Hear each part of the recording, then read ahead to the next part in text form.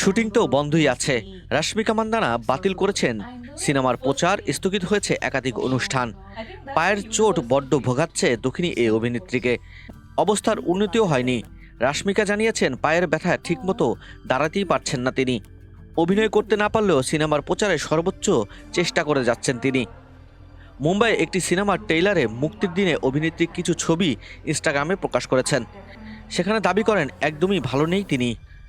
ভিডিওতে দেখা যাচ্ছে রাশমিকা হুইলচেয়ারে বসেই তৈরি হচ্ছিলেন।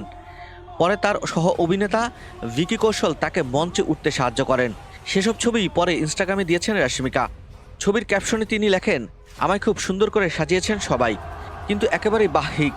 পায়ের ভেতরে 3টি ফ্র্যাকচার, যার জন্য যন্ত্রণায় পেশি ছিঁড়ে যাচ্ছে। আমি 2 সপ্তাহ পা নামাতে পারিনি।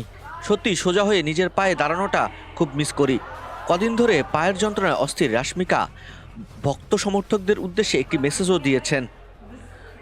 দয়া করে আপনারা নিজেদের শরীরের যত্ন নিন, শরীরকে অবহেলা করবেন না। 2024-এর জুন মাসে শুরু হয়েছিল রাশমিকা সালমানের সিকান্দার সিনেমার শুটিং চলার কিছুদিন পরে সালমান পাঁজরে চোট পাওয়ার কারণে বন্ধ ছিল কাজ।